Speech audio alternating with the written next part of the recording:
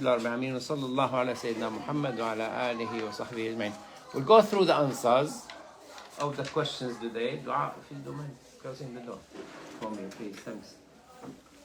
And the answers on mercifulness.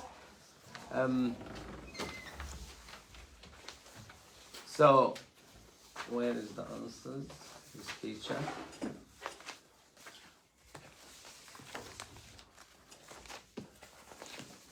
Allah Azza wa Jal sent Muhammad Sallallahu Alaihi Wasallam as a mercy to the worlds. So it's not only to human, to jinn, to animals, to plants, to environment, so mercy to all the creation Allah created. So He will be teaching you how to care for all the worlds, all the creations of Allah Azza wa Jal.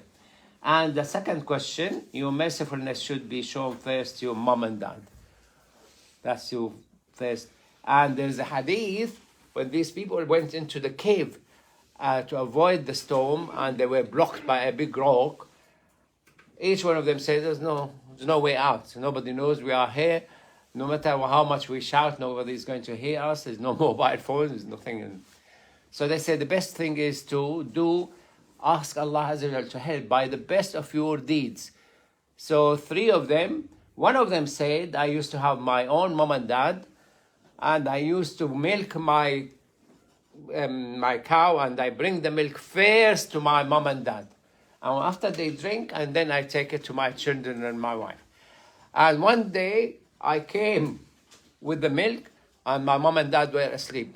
So I kept waiting until they woke up, and my children were hungry and they want to drink. I said, no, mom and dad first. Until they woke up, and they drank from the milk. And then I took the milk to my children and my wife.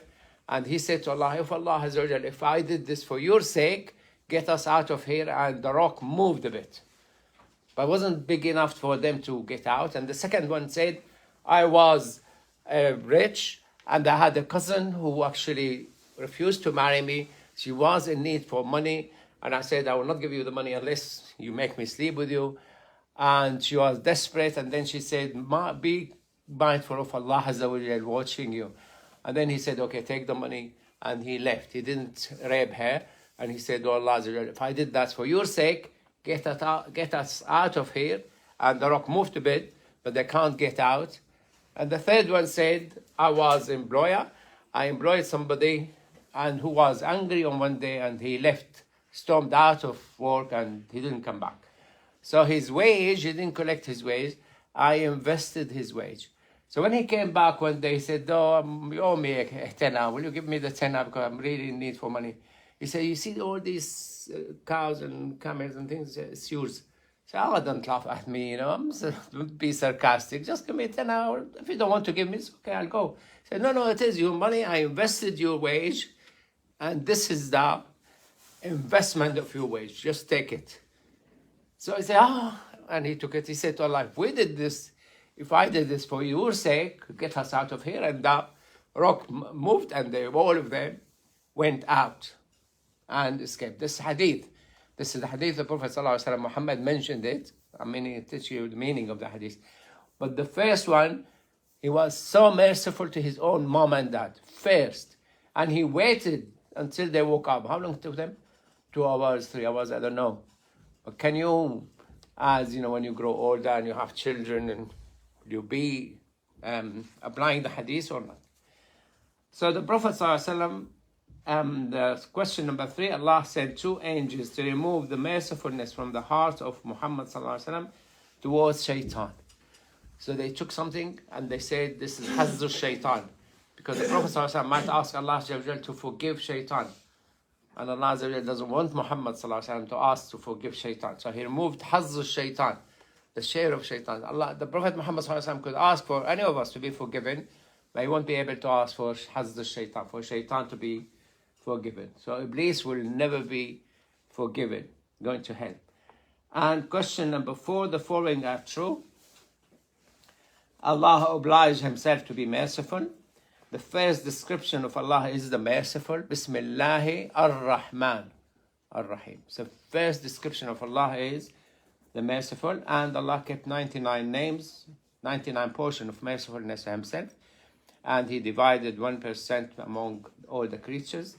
Question number 5, because Prophet Muhammad ﷺ, peace be upon him, was merciful with his enemy, he did not let the angel of mountains destroy Taif when they refused to, when they harmed him and they refused to listen to him.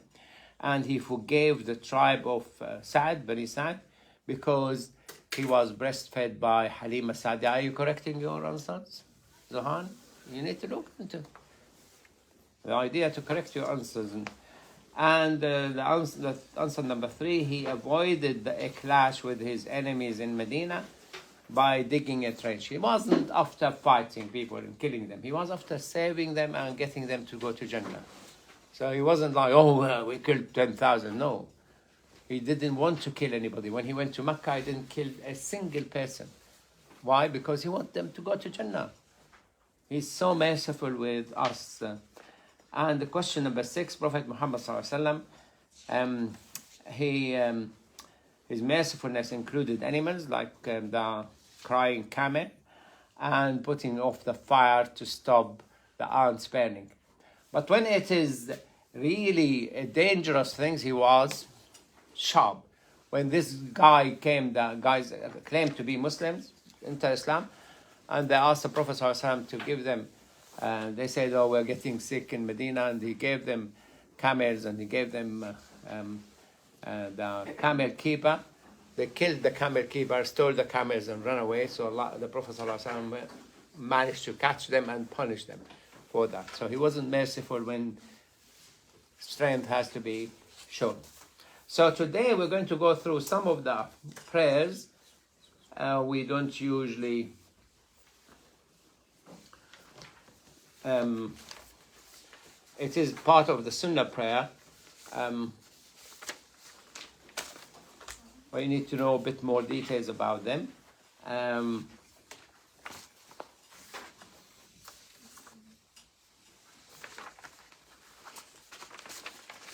Oh, well, these people didn't come. And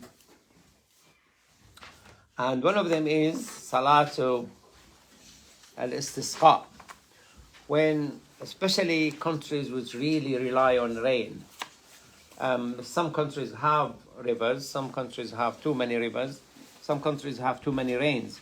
There's countries who rely on the rain on a daily basis, like or weekly basis or something, or seasonal basis.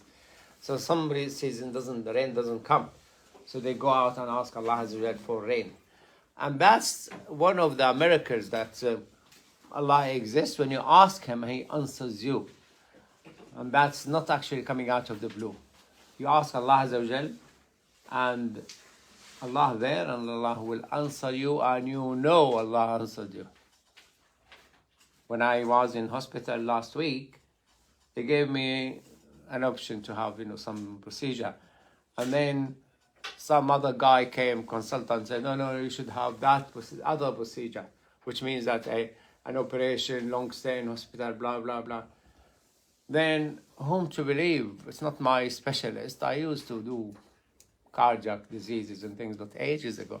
And there's a lot of new technology. So who I should believe, this consultant or this consultant? What would you do? Go to the third one. The third one. You don't get a third one to the hospital, Probably you could go and search for somebody. Should he come and give me your opinion and give you £2,000? It will come, but practically he can't do it. He has to take permission from the hospital to come and. What do? You ask Allah. Yeah, you ask Allah Azza wa Jal to intervene, because look, you have this opinion, this say this is the best for you, and this say is the best for you. So I ask Allah Azza wa Jal, you get it, you sort it out for me. I'm not in a position to choose, because my life, probably that one should be better. Why you died? Because you should have chosen. I'm already dead. There's no point come to me and say, why don't you choose that things? So I asked Allah Azza wa Jal, and Allah Azza wa Jal, the next morning, they came and said, you're first on the list, you're having this. So they didn't even ask me, would you prefer this or that? You're first on the list, you're having this, went, had it, next day, out, home. So Allah intervened, subhanAllah, intervened on my behalf, convinced the team, because the team is 5 doctors, and they met in the morning, and they looked into what the best to do for this. They look into all the patients. What's the best for this one, and this one, and this one, and this one. And 4 out of the 5 agreed this procedure better for him. They went for it without even coming back to me. You're having this. So I went and had it the next day, came home. When my son spoke to them, and they said, look, we have this, blah, blah, blah, blah, and there's this research, blah, blah, blah. Oh, yeah, this is why we chose. But I wasn't in a position. When you are not in a position, you ask Allah, Azza wa Jalla. Allah will act on your behalf. And this is the same. When there is no rain, you ask Allah Azza wa Jalla to give you rain. And Salatul Istisqa, the Prophet ﷺ went out to ask for Allah Azza wa Jalla for rain, and he prayed facing the Qibla, and he put his jacket inside out to show humility and humbleness, Allah Azza wa Jalla. So you don't go in the fanciest dress you have, no, you go in the most, ugly dress you have, and you wear it inside out, sorry. And he prayed 2 rak'ah, and he was reading loudly. And there's no adhan, there's no iqama, Salatul Istisqa. And the Prophet ﷺ said, he went after sunrise. So it was in the early morning.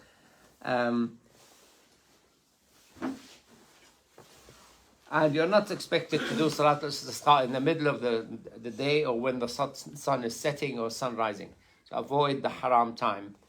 And you ask people to come and announce it a few days in advance, and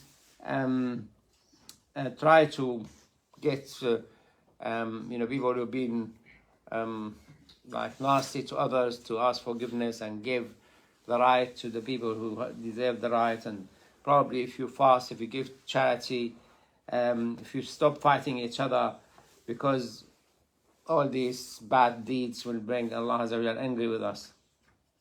And the Prophet ﷺ prayed Salatul Istisqa like praying Eid. 2 rak'ah. The first rak'ah he made 7 takbirat, Allahu Akbar, Allahu Akbar, and he read loudly the Quran, and he read Surah Sabbih Isma Rabbika al-A'la, the same like Eid prayer. And the second rak'ah he prayed, made 5 takbirat, and he read Surah Al-Ghashiyah, Hal ataka hadithu Al-Ghashiyah. And he gave khutbah like Eid, gave khutbah and make dua. Advise people to be good and things, and made dua to Allah Azza wa Jal. Rafi'an yadayh. Some people don't raise their hands when they make dua. No. The Prophet ﷺ raises his hands, and when he is making Salat Istisqa, he raises them higher, and then till his overgarment and sometimes drops because that's so high. And there's a lot of dua in Salatul Istisqa. You need to learn 1 or 2, at least if you are praying Imam, so you know what you are asking for. So one of the short ones, Allahumma asqina suqya rahma wa la suqya adab. Give us suqya rahma, water of mercy, not a water of punishment. How it could be a water of punishment? Floods. Yeah, could be too much rain in small short time. The earth is not enough, has enough time to swallow the water, so the water flow. And then the water come from the mountains, flood the whole city. So that's suqya, punishment. Or, I was in Damascus once and they went to rain, they were praying for rain, but don't pray for rain in the wrong time. And the rain came when it was flowering. The plants were flowering. So the rain came and destroyed the flowers. So it didn't even have crops. If there were no rain, perhaps it could have more crops, but the rain destroyed the crops and make it go rotten. Wrong time. The rain of mercy, not the rain of punishment. ولا بلاء ولا هدم ولا غرق. We don't want the rain to be too much rain and start causing mud flood or mudslides and things, and There's a lot of countries, mudslide destroyed the country. It's like when in Libya the other day, when the dam destroyed, the mud killed 15,000 people. So just flooded with muds. اللهم على الضراب ومنابت الشجر اللهم حوالينا ولا علينا. And the Prophet ﷺ was giving khutbah once, and a man walked in and he said, "Oh Allah," the Prophet ﷺ, "pray to Allah to give us rain. Our animals die, we are dying, we can't find water to drink and things, and the well drying." So the Prophet ﷺ in the khutbah started asking Allah for rain. And before he finished his dua, it became very cloudy and the rain started. And kept raining. Friday, Saturday, Sunday, Monday. And next Friday he was on the minbar giving the khutbah. And the same man walked in, said, "Oh, Prophet Muhammad, pray Allah to stop the rain. Go flooded. There's so much drowning in the rain." And the Prophet ﷺ raised his hand and he said, "Allahumma hawalayna wala alayna." Out in the countryside, so you fill all the storage on the ground, not on top of us. And the Sahaba said they were like a circle on top of the Medina. There's no rain. But the rain kept happening outside Medina. So the Prophet obviously so loved to Allah that whenever he asked him, Allah straight away does answer him. So will you be in that position, so close to Allah Allah, I want to pass my driving test. And you go and you pass your driving test. Does it happen to you? Oh, Allah will make my father so happy with me and he will give me 50 quid tomorrow. See, whether you are loved to Allah, ask him something, obviously ask something genuine. Like what I asked Allah, Allah, you choose for me whether I should have the operation, have this procedure or that. How do you know? Allah knows best, and Allah guide the people in charge of you.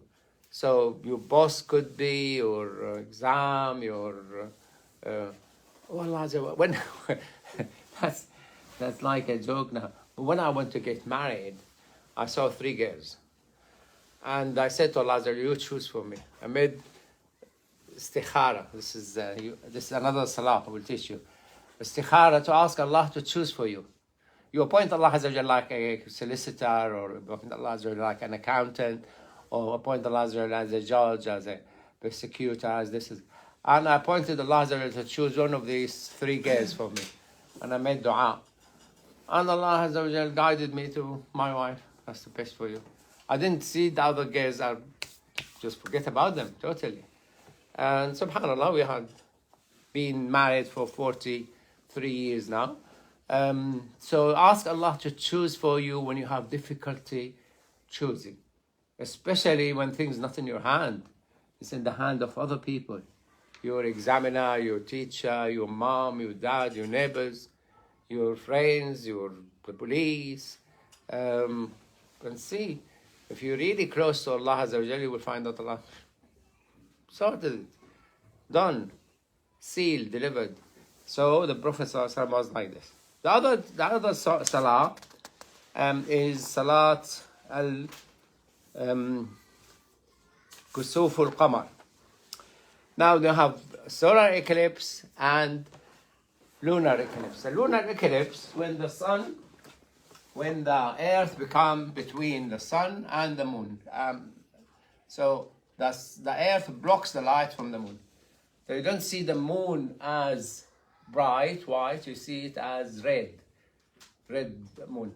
And that happens periodically.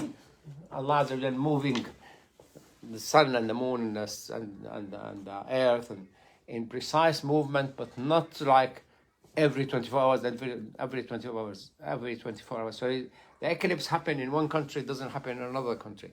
Because happen in that country, blocks the sun light to the moon. When you see the eclipse, the moon eclipse, you need to pray 2 rak'ah to Allah Azza wa Jal. And these 2 rak'ah usually at night. Why at night? Harun? Come on, why Amara? Why at night? Zahan? Because the eclipse is at night. Yeah, eclipse only happen at night. The lunar eclipse only happen at night. It doesn't happen during the day because the sun blocking, the earth blocking the light from the moon. from reaching the moon at night. Yeah? And the solar eclipse always... I thought you were a genius. Yeah, always in the day. And usually midday. Usually midday in that country. When the sun, when the moon blocks the sunlight from the earth, it will be middle of the day. The last eclipse, total eclipse, happened in Britain in 1997. I still remember it. I had a patient, he was fighting. I want to see the eclipse. You brought me to hospital, I want to see the eclipse. I didn't want to come to hospital. Okay, when the eclipse, see, go and see it. When the eclipse came, we forgot about the moon and the sun and the eclipse, because he was ill. So, and the sun, my family were in Syria at that time. And they said, everybody put the curtain and the windows, and they had no idea why you shouldn't see the eclipse. Although in the Hadith, when the sun eclipse takes place, everybody has to go to the mosque. The Imam has to pray 2 rak'ah and must last how many minutes?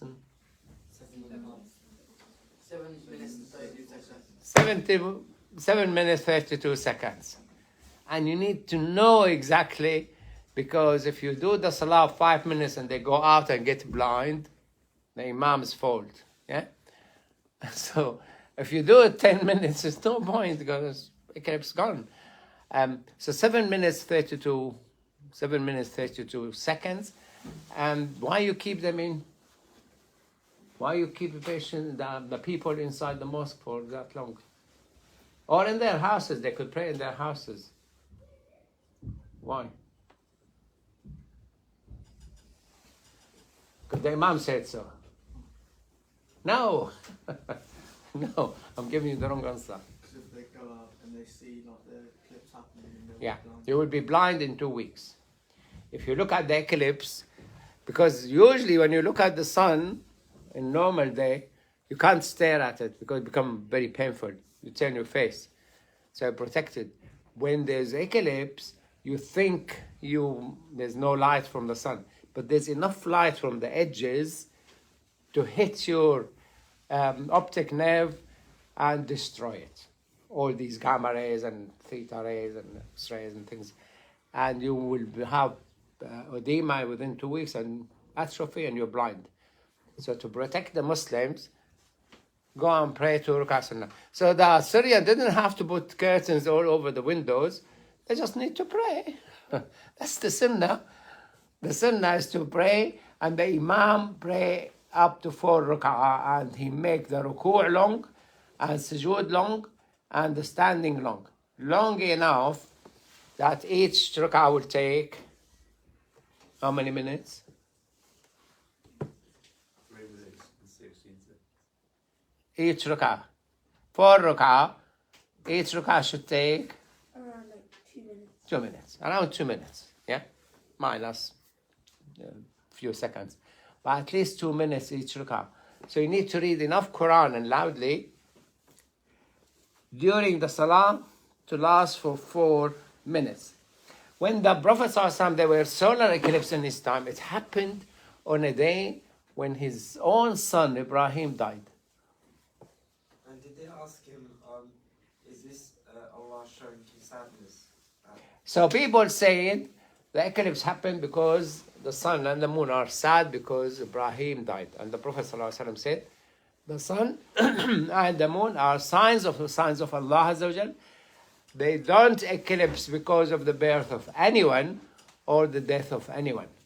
Nothing related to events on earth. That's for normal phenomena happen every now and then in different parts of the earth, and that's astronomical phenomena. Now, Don't some people think that after the solar eclipse something bad's going to happen?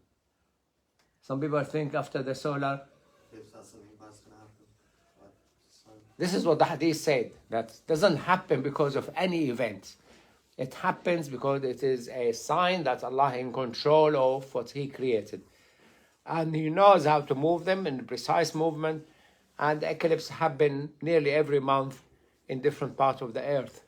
But you need to spot which one you can go and see if you want. You can always check, you can ask, check Google if you want. When is the next eclipse, solar eclipse, when and where? And you can go there and see full eclipse or partial eclipse. But you should never ever look into the eclipse by a naked eye. Unless it's lunar eclipse, it's the moon. Because the moon will be even less harmful. Because the moon is bright when there is no eclipse, but it's a bit red when there is eclipse. So that's the Salah of Kusuf and Khusuf. Salatul Eid is another Salah which is done outside the time of Salah. In Eid al-Fitr, Ramadan Eid, it's done delayed. It has to be done at least 20 minutes after sunrise, but in Eid al-Fitr is delayed a bit, like an hour after sunrise, to give a chance for people to give out their zakat al-Fitr to the poor. So we here in Solihull, when we pray Eid, we say, remind people, if you haven't paid zakat al-Fitr, go now and drop it in the box. It has to come out of your bucket and go to the hand of the poor, or at least the box, and then we distribute. But ikhrajuha, you have to take it out of your ownership and give it. So you pray Salat Eid al-Fitr a bit later in the morning to give people a chance to give zakat al-Fitr. And Eid al-Adha the other way around. You pray it very early, 20 minutes after sunrise or 30 minutes, so people could finish the Eid prayer and go and slaughter their qurbani, their sacrifice and udhiyah, and distribute the meat before lunch. Because no point coming to with the meat in the late afternoon and people already ate and had lunch. You need to give them at least the food, the meat, early. And in the Arabian Peninsula, in Mecca and Medina, it's very hot in lunchtime. So people try to finish all their business before midday. When I was working in Riyadh, they used to give us from 12:30 to 4:30 is no work. We go home. Because patients don't come. It's too hot, especially in the summer. And summer starts from January to December. for us, always summer. Because we went to do a Hajj in January and we switch on the air condition. It's too hot for us. For them, the 30s mean that winter. For us, 30 is extremely hot. So my sister were like sitting there and there was no fan. And I was in the room they gave us with the air condition on. So, but in Eid al-Fitr, you can't pray before sunrise, obviously. Because Salatul Eid has to be after sunrise. When I came to Solihull, Eid was in the winter. In 1996, we went to pray in the Central Mosque. We were not praying in Solihull yet. And they want to pray 7:30. So I went to the front. I said, the sun rises 8 o'clock. You're going to pray. It's not Fajr, it's Eid. It's Eid prayer. Fajr, you pray from the dawn till sunrise. So in the winter, the dawn is 6:30, sunrise is 8 o'clock. You can't pray Eid before sun rises. Oh, yeah, that's right, you're right. So they stopped. They were about to pray Eid, they didn't. They waited for 40 minutes. And then we prayed. And what happened that they have 5 prayers and they all pushed to the next hour. Oh, that guy told us. But that's the sunnah. You can't. In the winter, you pray probably Eid at minimum should be like 9 o'clock or 8:30 or 8:20, 20 minutes sharp, you know. In the summer, you can pray 4:30 because the sun rises 4 o'clock. We pray Fajr 2:30. So, but in Britain, it's not going to be easy, but you need to be at least aware. In the summer, in the winter, you cannot pray before, like in December and January, you can't pray before 8 o'clock because the sun rises 8 o'clock. When I was in Wales, the sun was rising 9 o'clock. Wales we were at the end of Wales in Minai Bridge. I used to come, my house was on a hill, and the sun come out in 9 o'clock. So if you want to pray Eid over there, it has to be 20 past 9. So it has to be, you pray the Eid, delay the Eid in Eid al-Fitr, and you pray quickly in Eid al-Adha to allow people to slaughter their Qurbani. In this country, very few people go and slaughter their Qurbani. Back in Middle East, you have people who make contracts with the local butcher. I can't say there is a one local butcher here. Do you know of any who slaughter your sheep? You need to contract, a slaughterhouse. I will pay you and you slaughter my sheep. But they need to say Bismillah, Allahu Akbar, by the way. And it came in أعطيناك الكوثر فصلي لربك وانحر إن شانئك هو الأبتر. صلي عيد صلاة العيد and slaughter your sheep. قد أفلح من تزكى وذكر اسم ربه فصلى. So again, you make takbir and make salah in Eid.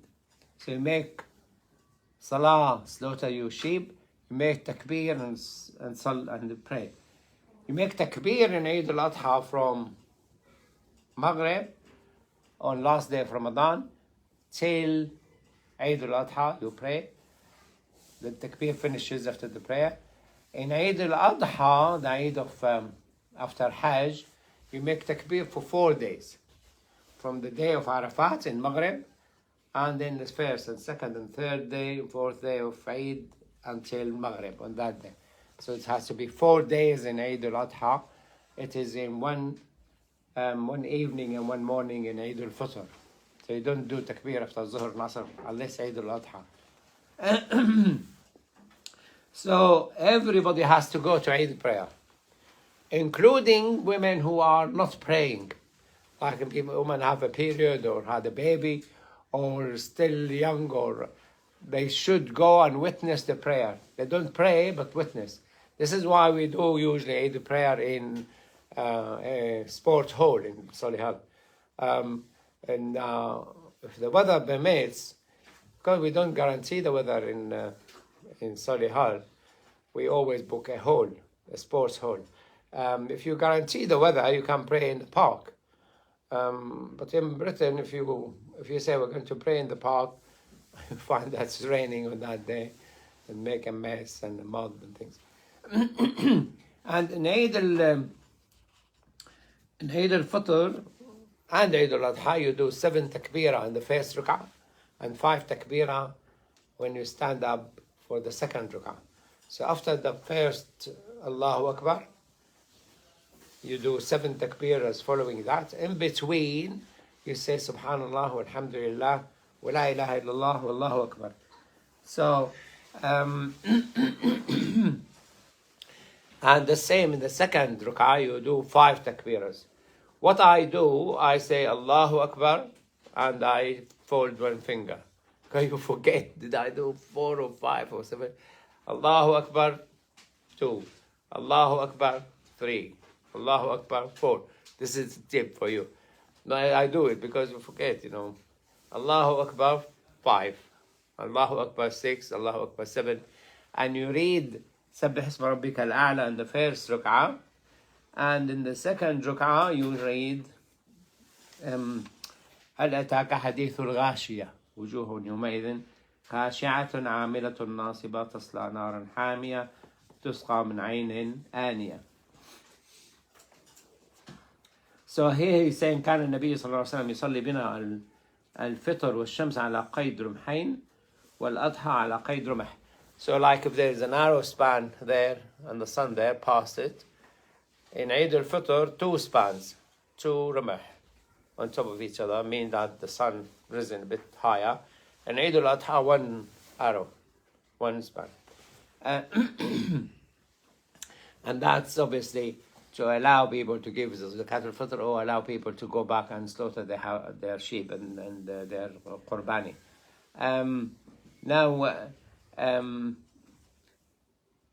it is sunnah in all madhahib except Hanafi is wajib. It's more than sunnah. He stresses more. In Eid al-Fitr, the Prophet ﷺ used to eat something before he goes to Eid prayer, because to confirm that I'm not fasting today. So he eats something before he goes to prayer. In Eid al-Adha, he don't need to eat before the prayer, but he used to eat after he comes back.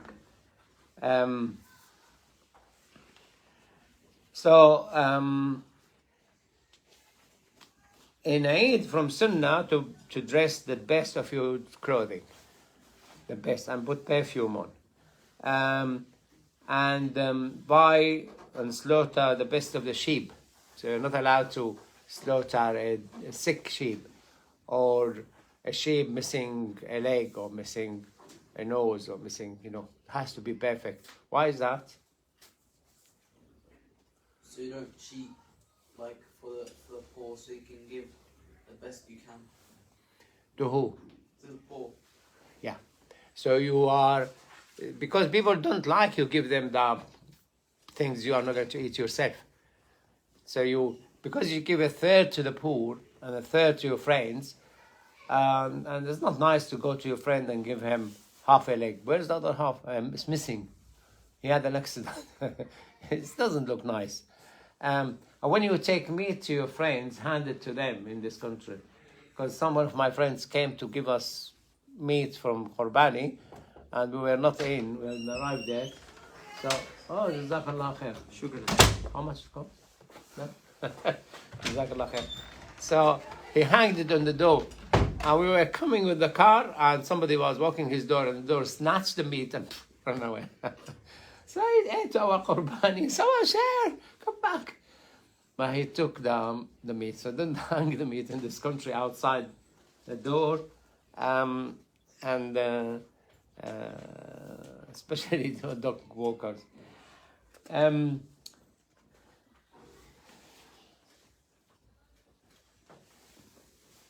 So he took from, obviously in the Quran, وَاذْكُرُوا اللَّهَ فِي أَيَّامٍ مَعْدُودَاتٍ. In Eid al-Adha, you need to make takbir, zikrullah. Alhamdulillah. وَلِتَكَبِّرُوا اللَّهَ عَلَى مَا هَدَاكُمْ in Eid al-Fitr. And it's from Sunnah to go to the Eid prayer in one road and come different road, or different routes. So you go and come from different routes. Obviously, this is the one-way system. It's good, because in Eid will be too many people going out at the same time. So the Sunnah is to go and come back home for different routes. So you have like one-way system, which is better for the traffic, obviously, in this country. And it's from Sunnah to pray in the countryside, and people will come and join you. And from Sunnah to greet people as well. And from Sunnah to eat. You're okay to eat a bit more than usual in Eid prayer. So you have today Salatu al-Kusuf, the eclipse, solar eclipse and lunar eclipse, and you had Salatul Istisqa to ask Allah Azza wa Jal for rain, and you have Salatu al-Eid. So when you get the questions, to get you to remember what I taught, and then we come back and correct the questions here, and we get the answers. By the way, I forgot to say who. Oh, it's not from this class. The first to send the homework was from the class 1. He didn't come. Bilal Chaudhry. Don't rush the homework and miss the marks. The marks are more important than your homework arrive quickly to me. So I don't want you to score low. The top 10, you want the top 10? I'm not interested. No. You want the top 10 so far? Because it's moving. It's swapping braces, top 10.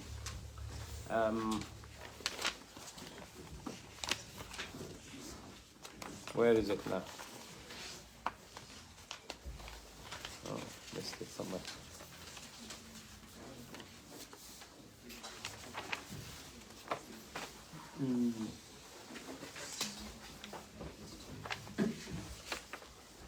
Right, top 10, Issam. Harun, 1. Ibrahim, 2. Amara, 3. Oh, you jumped. You jumped right. Zakaria, 4. Omar, 5. Isa, 6. Aman, 7. Zainab, 8. Munira, 9. And Reese, 10. So you're moving. So carry on. Try your best because you could move quickly up and down.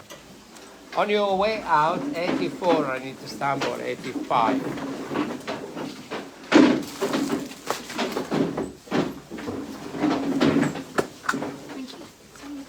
Alaikum salam.